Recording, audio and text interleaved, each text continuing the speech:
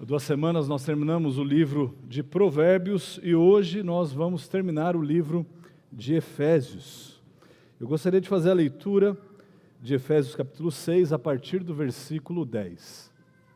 Assim diz a palavra de Deus: Quanto ao mais, sede fortalecidos no Senhor e na força do seu poder, revesti-vos de toda a armadura de Deus, para poderdes ficar firmes contra as ciladas do diabo, porque a nossa luta não é contra o sangue e a carne, e sim contra os principados e potestades, contra os dominadores deste mundo tenebroso, contra as forças espirituais do mal nas regiões celestes. Portanto, tomai toda a armadura de Deus, para que possais resistir no dia mau, e depois de terdes vencido tudo, permanecer inabaláveis. Estai, pois, firmes, cingindo-vos com a verdade e vestindo-vos da couraça da justiça. Calçai os pés com a preparação do evangelho da paz, embraçando sempre o escudo da fé, com o qual podereis apagar todos os dardos inflamados do maligno. Tomai também o capacete da salvação e a espada do Espírito, que é a palavra de Deus, com toda a oração e súplica, orando em todo o tempo no Espírito, e para isto, vigiando com toda perseverança e súplica por todos os santos, e também por mim, para que me seja dada, no abrir da minha boca, a palavra, para com intrepidez fazer conhecido o mistério do Evangelho, pelo qual sou embaixador em cadeias, para que em Cristo eu seja ousado para falar, como me cumpre fazê-lo. Versículo 21. E para que saibais também a meu respeito e o que faço, de tudo vos informará Tíquico, o irmão amado e fiel ministro do Senhor. Foi para isso que eu vou-lo enviei, para que saibais a nosso respeito, e ele console o vosso coração. Paz seja com os irmãos e o amor com fé da parte de Deus e do Senhor Jesus Cristo. A graça seja com todos os que amam sinceramente a nosso Senhor Jesus Cristo. Irmãos, a porção que nós vamos estudar nessa noite, ela tem início a partir do versículo 18, mas foi necessária essa leitura, porque o argumento que Paulo faz, ele começa esse argumento ali no versículo 10, no versículo 11. Nós devemos nos revestir, nós devemos nos vestir com toda a armadura de Deus, Paulo diz, para que nós sejamos capazes de permanecermos firmes, resistindo às afrontas de Satanás, às afrontas do diabo. A partir desse ponto, Paulo ele explica que nós não devemos nos esquecer que a nossa luta não é uma luta contra a carne, mas é algo espiritual, e que tomando a armadura de Deus, nós seríamos capazes de permanecer firmes e inabaláveis. Bom, no versículo 18, que é o texto que nós vamos estudar, nós devemos fazer isso de uma determinada maneira. Veja comigo o que ele diz, mais uma vez no versículo 18. Com toda a oração e súplica, orando em todo o tempo no Espírito, e para isto vigiando com toda perseverança e súplica por todos os santos. O argumento e o apelo de Paulo aqui, portanto, é um apelo claro. Nós devemos tomar a armadura de Deus para que nós possamos resistir no dia mau e permanecermos inabaláveis, e nós só o faremos por meio da oração. O meu objetivo nessa noite é de demonstrar como a oração, ela não deve servir apenas como mais um recurso na nossa vida, como mais uma ferramenta em meio às batalhas que nós enfrentamos. Mas a oração, ela deve ser o nosso estilo de vida. Nós devemos tomar a oração como a maneira que nós vivemos. E falando nisso, é o que nós faremos nesse momento. Oremos. Senhor Deus, mais uma vez oramos a Ti, ó Pai, clamando que o Senhor nos conceda a Sua misericórdia mais uma vez, e sabedoria. Pai, nos faça enxergar as Suas palavras, as necessidades que temos, os pecados que temos, enxergarmos que tudo isso só pode ser encontrado, a solução de tudo isso só pode ser encontrada em Ti. Pai, nos ajuda-nos para que possamos ter uma vida que seja repleta de oração, uma vida vivida em oração, para a honra e glória do Seu nome, em nome de Cristo que oramos. Amém. De volta à passagem, Paulo ele nos exorta a batalharmos pela fé, a permanecermos firmes, inabaláveis, fazendo o uso da armadura de Deus e também da oração.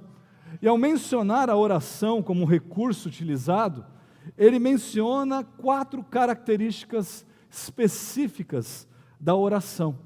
Em primeiro lugar, ele fala sobre a variedade da oração, os tipos de oração. No versículo 18, ele fala com toda oração e súplica. E às vezes nós somos culpados de nos esquecermos que nós temos vários tipos de orações. Na maioria das vezes, nós apenas nos lembramos de um tipo somente. Aquele tipo de oração que é o tipo de oração em que nós pedimos as coisas para Deus. Nós clamamos a Deus pela nossa saúde, nós clamamos a Deus pela saúde dos nossos conhecidos, dos nossos amigos, nós pedimos por um emprego, nós pedimos por decisões difíceis, nós pedimos para que Deus nos livre de problemas, que Deus nos ajude a tomar decisões, nós pedimos perdão, nós pedimos reconciliação e assim por diante. Mas sabia que esse tipo de oração é apenas um tipo de oração? Existem vários outros tipos de orações, existem várias outras maneiras de nós nos achegarmos a Deus. Deus nos deu um arsenal para que nós possamos lutar contra o diabo, lutar contra os problemas que nós enfrentamos. Existem as orações de louvor a Deus. Você não precisa apenas orar para pedir coisas a Deus. Você pode dobrar o seu joelho e simplesmente adorar e louvar a Deus. Existem sim orações que são intercessões, ou seja, você pede, mas não por você. Você pede em favor de outras pessoas, pessoas que estão passando por necessidades, pessoas que estão lidando com problemas, e você se achega perante Deus e clama por essas pessoas. Existem orações de graças. Agora, quantos de nós somos aqueles que oram apenas dando graças a Deus? Infelizmente, eu creio que o número seja muito pequeno. Existem também orações imprecatórias, quando nós rogamos pela justiça de Deus sobre os nossos inimigos, ou seja, os inimigos de Deus. Existem as orações de confissões de pecado. Será que você dobrou o seu joelho simplesmente para confessar os seus pecados? Não para fazer uma barganha com Deus, olha, eu confesso um pouquinho, se o Senhor depois me conceder alguma coisa. Nós não fomos chamados para isso. Existem também orações de lamento, que devem ser distintas das meras reclamações. Nas orações de lamento, aquele que ora diante de Deus, ele clama para que Deus atenda a ele, as suas necessidades, ao invés de simplesmente ficar reclamando, expondo os seus problemas. Um exemplo disso pode ficar bem claro no Salmo 13, versículo 1, que diz: até quando, Senhor? Esquecer-te-ás de mim para sempre, diz o salmista. Até quando ocultarás de mim o rosto? Até quando estarei eu relutando dentro de minha alma, com tristeza no coração cada dia? Até quando se erguerá contra mim o meu inimigo? Mas quando você lê o Salmo todo, você vê que ele confia nesse Deus que trará resposta. Ele não está só reclamando, ele está indagando sim, porque ele sofre naquele momento. Mas ele tem a certeza de que Deus vai responder conforme a sua soberana vontade. Enfim, esses são alguns dos tipos de orações que nós podemos e que nós devemos fazer. Nós devemos nos aproveitar de todos esses tipos de orações. Orações de louvor e orações de súplicas. Talvez essas sejam as duas categorias mais gerais, onde a gente possa encaixar todos esses tipos.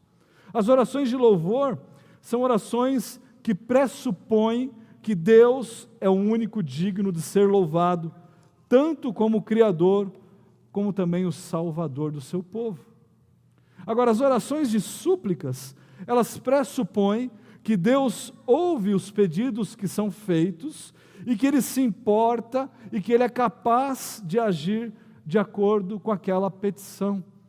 Por isso nós devemos nos valer dos dois tipos, orações de louvor e orações de petições. Em segundo lugar, Paulo nos exorta quanto à frequência das nossas orações. No versículo 18 ele diz assim: com toda oração e súplica, orando em todo o tempo, em todo o tempo. Agora, o que Paulo quer dizer com orando em todo o tempo? Justamente isso que ele disse, que nós devemos estar sempre orando, orando o tempo todo orando. Eu sei que tem gente que ora até para mascar chiclete, né? Eu sei, mas sabe de uma coisa? Isso deveria ser bom, isso não deveria ser algo ruim, algo diferente, mas esse deveria ser o nosso proceder. Nós deveríamos estar ou ficar espantados quando as pessoas não oram por coisas pequenas, quando as pessoas simplesmente esquecem de orar. Mas o que isso seria na prática? Como é que nós interpretamos o que Paulo está querendo dizer aqui na prática? Quando eu era mais novo, quando eu era criança, eu ficava intrigado com a tamanha ênfase que os professores da escola bíblica dominical davam ao fato de que Daniel orava 3 vezes ao dia. E na minha cabeça ali, de uma criança, né, jovem, eu ficava imaginando assim: falam tão bem de Daniel, mas eu também oro 3 vezes no dia. A única diferença é que a minha oração não era oração como a de Daniel. Eu orava no café da manhã, no almoço, na janta, sempre antes dessas refeições. Mas o que a Bíblia diz é que Daniel, ele se retirava para orar. Ele orava, ele dedicava tempo, e independia se as pessoas estavam vendo ou não, ele ali dobrava os seus joelhos e orava. Agora, talvez você, adulto, velho de igreja, esteja sofrendo do mesmo problema que eu sofria quando era criança. Nós talvez estejamos ainda imaginando que a nossa oração é aquela oração que basta falar 3 palavras a Deus e que tudo bem. E que se eu fizer isso 3 vezes ao dia, eu cumpri a minha tarefinha religiosa. Não, irmãos, nós devemos orar e orar constantemente. Talvez o melhor exemplo que ilustre o que Paulo está dizendo aqui seja encontrado lá em Neemias. Abra sua Bíblia lá em Neemias, capítulo 1. Neemias, capítulo 1, diz o seguinte: as palavras de Neemias, filho de Acalias, no mês de Quisleu, no ano 20º, estando eu na cidadela de Suzã, veio Anani, um de meus irmãos, com alguns de Judá. Então lhes perguntei pelos judeus que escaparam e que não foram levados para o exílio e acerca de Jerusalém. Disseram-me: os restantes que não foram levados para o exílio e se acham lá na província, estão em grande miséria e desprezo. Os muros de Jerusalém estão derribados e as suas portas queimadas. Tendo eu ouvido estas palavras, isso é Neemias dizendo, assentei-me e chorei e lamentei por alguns dias. E estive jejuando e orando perante o Deus dos céus. E disse: ah, Senhor, Deus dos céus, Deus grande e temível, que guardas a aliança e a misericórdia para com aqueles que te amam e guardam os teus mandamentos. E se você continuar lendo, você verá a oração de Neemias. Agora vai para o capítulo 2 de Neemias. Capítulo 2, versículo 1 também. No mês de Nissan, no ano 20º do rei Atarxerxes, Uma vez posto o vinho diante dele, eu o tomei para oferecer e lhe o dei. Ora, eu nunca antes estivera triste diante dele. O rei me disse: por que está triste o teu rosto, se não estás doente? Tem de ser tristeza do coração. Então temi sobremaneira. E lhe respondi: viva o rei para sempre. Como não estaria triste o rosto se a cidade onde estão os sepulcros de meus pais está assolada e tem as portas consumidas pelo fogo? Disse-me o rei: que me pedes agora? Então, olha aí o que ele fez. Orei ao Deus dos céus. Antes mesmo que ele desse uma resposta àquele rei terreno, ao homem mais poderoso que existia na face da terra, naquele momento, ele ora a Deus, ele clama a Deus, e disse ao rei: se é do agrado do rei, se o teu servo acha mercê em tua presença, peço-te que me envies a Judá, a cidade dos sepulcros de meus pais, para que eu a reedifique. Percebe? O que Neemias faz é representativo do que nós, cristãos, deveríamos fazer. Ele estava numa constante oração, num estado constante de oração, de comunicação com Deus. Ele ora o tempo todo, ele ora em toda e qualquer circunstância, não só nas decisões mais complexas, mas também nas decisões mais simples. Ele clama a Deus para que Deus possa confortar o seu coração, para que Deus possa respondê-lo. Irmãos, estar nesse estado de oração é pedir a ajuda de Deus e auxílio de Deus, mesmo enquanto nós estamos em conversas com os nossos amigos. Enquanto nós estamos aqui conversando, nós podemos clamar a Deus, não verbalizando isso, mas elevando o nosso coração ao nosso Deus.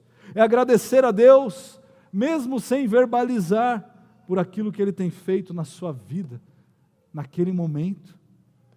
Talvez naquele momento que você ganhou um aumento no seu emprego, ou conseguiu um emprego, você deveria orar a Deus. Talvez você não vá orar ali na frente da pessoa que está te contratando, naquele momento, com voz audível, mas no seu coração vai agradecer a Deus. É estar constantemente em comunicação com Deus. Irmãos, o texto que nós estamos lendo, estudando, ele vem logo após Paulo falar sobre a armadura de Deus. O exemplo que Paulo nos dá é de um soldado. E o que nós vemos aqui é que um soldado em campo de batalha, ele deve sempre estar em comunicação com seus superiores. Quando essa comunicação é barrada, é interrompida, ele se torna um alvo, e um alvo vulnerável. A mesma coisa com a oração. Nós estamos numa batalha constante, numa batalha espiritual, e por isso nós devemos estar em constante comunicação com o nosso Deus. Enfim, nós devemos seguir as instruções de Paulo em 1 Tessalonicenses 5,17. Orai sem cessar. Em terceiro lugar, Paulo nos exorta quanto ao modo que nós devemos orar. Versículo 18 diz assim: com toda a oração e súplica, orando em todo o tempo no Espírito, e para isto, vigiando com toda a perseverança e súplica por todos os santos. Irmãos, nós devemos estar sempre alertas. Nós somos seres facilmente distraídos. Eu digo que algumas pessoas parecem suricatos, né? Elas não conseguem olhar fixamente apenas para um lugar. Elas não conseguem pensar apenas em uma coisa. Elas ficam olhando para lá e para cá, e para lá e para cá, e são distraídas com qualquer coisa. Cai um clips no carpete e a pessoa quer olhar. E ela ouve, e ela busca entender o que está acontecendo. Coloque-se no lugar de alguém que está em constante iminência de ser atacado. Bom, vou dar um exemplo aqui, né? Imagine que você vai lá para a Sé, tá? lá para a Praça da Sé, aí todo mundo me entende, né? Você vai lá bater perna no centro de São Paulo, e aí o que você faz? Você já se coloca num estado de alerta. Você está pronto para segurar a sua bolsa, você está pronto para segurar a correntinha, você está pronto para entregar o celular do bandido, né? Nós estamos sempre em alerta quando nós estamos nesses locais. Pois bem, o nosso estado deveria ser um estado de alerta constante, em oração. Nós precisamos estar alertas, não distraídos, mas com os nossos pensamentos naquilo que importa, que é a glória de Deus. E em quarto lugar, Paulo nos exorta a orar por todos os santos, ainda no versículo 18. Ele fala ali no final do versículo, vigiando com toda perseverança e súplica por todos os santos. Você não deve clamar a Deus apenas por si.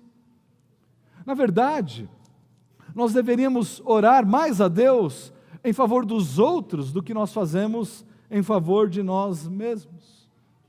Mas o nosso orgulho, mas o nosso coração embotado por pecado, mas a nossa autossuficiência faz com que nós olhemos apenas para nós mesmos. Deus me ajude, Deus, eu preciso de Ti, Deus, sempre eu.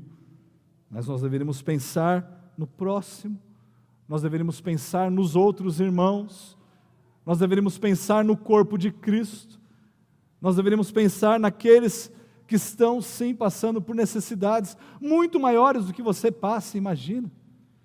Irmãos, ao longo de todo o livro, Paulo nos aponta para a união que deve haver no corpo de Cristo, e ela deve ser a nossa motivadora. Nós somos chamados a clamar, a orar, a pedir uns pelos outros. Agora veja que tudo isso que Paulo fala, essas 4 características da oração, devem ser feitas no Espírito. Ele diz no versículo 18, com toda a oração e súplica, orando em todo o tempo no Espírito. Ou seja, com harmonia ou em harmonia com o Espírito Santo de Deus. Na pequena epístola que Judas escreveu, ele diz isso no versículo 20, vós, porém, amados, edificando-vos na vossa fé santíssima, que é o que Paulo está falando aqui, para nós tomarmos a armadura de Deus, é o que Judas está dizendo aqui, orando no Espírito. Lembre-se, irmãos, nada nós podemos fazer à parte do Espírito. Sem o Espírito Santo de Deus, nada nós podemos fazer. Paulo diz lá em Romanos capítulo 8, a partir do versículo 26, que é o Espírito Santo de Deus que nos auxilia, e Ele é quem intercede em nosso favor. Paulo diz assim, também o Espírito, semelhantemente, nos assiste em nossa fraqueza. Por quê? Olha só por quê. Não sabemos orar como convém, mas o mesmo Espírito intercede por nós sobremaneira com gemidos inexprimíveis. E aquele que sonda os corações sabe qual é a mente do Espírito, porque segundo a vontade de Deus é que Ele intercede pelos seus santos. Sem o auxílio, a ajuda, a intercessão do Espírito Santo de Deus, nem as nossas orações seriam ouvidas. Absolutamente nada seria realizado. Então, depois que Paulo dá essas exortações, Paulo pede mais uma coisa no versículo 19. Ele pede assim, e ore também por mim, para que seja dada no abrir da minha boca a palavra, para com intrepidez fazer conhecido o mistério do Evangelho. E nesse breve pedido, Paulo nos ensina muitas coisas. Veja que Paulo não está pedindo aqui por saúde, não é verdade? Paulo estava preso. Talvez a saúde dele não fosse uma das melhores, afinal de contas, ele já havia sido espancado várias vezes, ele já havia passado por todo tipo de agressão, naufrágio, ele teve que sair fugido de algumas cidades, né? Ele já apanhou bastante, Mas ele não pede por saúde. Paulo não pede aqui por bens materiais. Paulo também não pede aqui para que Deus solucione os seus problemas, para que Deus ajude Paulo nas suas dificuldades. Mas olha o que ele faz. Ele pede para que eles orem, para que Paulo tenha coragem de abrir a sua boca e proclamar o Evangelho de Deus. E quanta coragem nós precisamos para isso, não é verdade? Nós precisamos de coragem para fazer isso. Nós que estamos aqui soltos, livres, não temos a ousadia, a coragem de pregar o Evangelho de Deus. Imagina aqueles que estão presos. Presos por conta do Evangelho, que seriam condenados à morte. Então Paulo pede, ore por mim, para que ao anunciar, quando eu falar, eu anuncie o Evangelho do nosso Senhor Jesus Cristo. Irmãos, nós precisamos orar uns pelos outros. A vida cristã não é uma vida isolada. Nós não somos lobos solitários. Nós devemos orar uns pelos outros. Então, no versículo 20, ele nos lembra da situação dele. Ele fala, pelo qual sou embaixador em cadeias, ou seja, ele estava preso, para que em Cristo eu seja ousado para falar como me cumpre fazê-lo. Então nós conseguimos compreender a profundidade do pedido da oração de Paulo. Paulo está pedindo para que ele possa proclamar o Evangelho de Deus com ousadia, com coragem. Irmãos, que essa seja a nossa oração, que nós possamos orar dessa maneira. Quantos de nós oramos dessa maneira?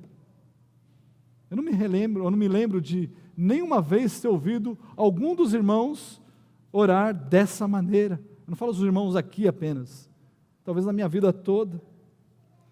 E Paulo termina essa carta com as suas saudações finais, como de costume, dando instruções para que eles se atentassem ao que uma pessoa especial teria a dizer. O nome dessa pessoa é Tíquico. E ele fala assim no versículo 21. E para que saibais também a meu respeito e o que faço, de tudo vos informará Tíquico, o irmão amado e fiel ministro do Senhor. Isso, irmãos, Paulo clama para que eles prestem atenção em Tíquico, porque esse Tíquico não era apenas mais uma pessoa comum. Este irmão, mencionado outras vezes na palavra de Deus, era um irmão amado, ele era um fiel servo do Senhor. Irmãos, que o nosso desejo também seja de nós sermos conhecidos como Tíquico, irmãos amados e fiéis servos do Senhor. Hoje pela manhã estive pregando lá em Jundiaí, na Igreja Batista Reformada de Jundiaí, do pastor Saor. Quando eu estava saindo, um irmão veio agradecer pela palavra, e ele falou que se lembrava de um irmão lá da terra dele. E sabe o que ele lembrava daquele irmão? Que ele viu Cristo naquele irmão. Ele viu Cristo naquele irmão. Que nós sejamos que nem esse Tíquico, que as pessoas possam ver a nós, nos enxergar como irmãos amados e fiéis servos do Senhor, que eles enxerguem Cristo na nossa vida. Estes que são aqueles que verdadeiramente servem a Deus, encorajando uns aos outros. E é isso que Paulo diz no versículo 22. Foi para isso que eu vou-lo enviei, para que saibais a meu respeito, para que Tíquico fale o que está acontecendo comigo aqui, que eu estou preso, e ele console o vosso coração. Assim Paulo encerra a sua carta nos versículos 23 e no versículo 24, da seguinte forma, ele diz assim: paz seja com os irmãos e amor com fé, da parte de Deus e do Senhor Jesus Cristo. A graça seja com todos os que amam sinceramente o nosso Senhor Jesus Cristo. Ele dá aqui no versículo 24 a sua bênção final. Na NVI diz assim: a graça seja com todos os que amam a nosso Senhor Jesus Cristo com amor incorruptível. Preste atenção nessas palavras. Com amor incorruptível, ou seja, com pureza. Irmãos, nenhuma palavra da Bíblia é desperdiçada. Nenhuma palavra encontrada na palavra de Deus foi colocada ali por acaso. Homens santos de Deus falaram da parte do Senhor, e Deus expirou ali, por meio do seu Santo Espírito, aquilo que foi colocado na palavra de Deus. Agora, perceba que mesmo tendo recebido essa carta, a igreja de Éfeso, tempos depois de Paulo ter já falecido, o próprio Senhor Jesus Cristo, ele fala por intermédio de um apóstolo, do apóstolo João, no livro de Apocalipse. Abre lá comigo em Apocalipse, capítulo 2.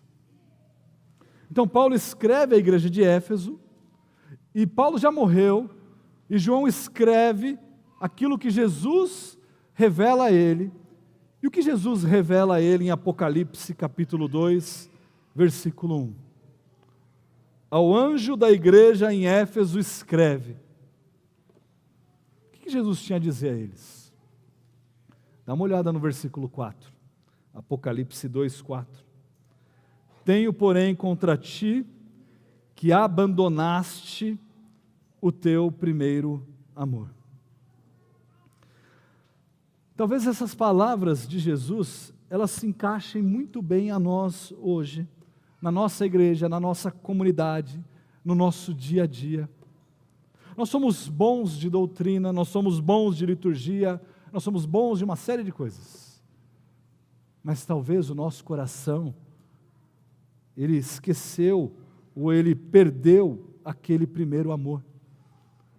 Irmãos, o desafio que nós temos diante de nós é justamente de nós tomarmos a armadura de Deus em oração constante, para que o primeiro amor não se esfrie em nosso coração, para que nós consigamos viver a nossa vida de amor a Deus e amor ao próximo, de uma maneira genuína. Se essa é a sua situação, se o primeiro amor já esfriou no seu coração, eis aí as palavras de Jesus no versículo 5 de Apocalipse 2. Lembra-te, pois, de onde caíste, arrepende-te e volta à prática das primeiras obras. Que a graça seja com todos os que amam sinceramente ao nosso Senhor Jesus Cristo. Nós venhamos a manter a nossa oração constante ao nosso amado Deus. Senhor nosso Deus, rogamos a Ti mais uma vez, ó Pai, tenha misericórdia de nós, ajude-nos, ó Deus, a revisitar essa carta constantemente, para que possamos não apenas olhar para aquela parte doutrinária e repetir aquelas verdades maravilhosas, que são sim maravilhosas, mas sem colocá-las em prática. Pai, nos ajude, para que possamos viver de uma maneira digna do Senhor, para que possamos, ó Deus, tomar a armadura de Deus e em oração constante por todos os santos, no Espírito Santo de Deus, com orações e súplicas possamos rogar ao Senhor e viver uma vida que reflita a glória do nosso Senhor Jesus Cristo. É no nome dele que nós oramos. Amém.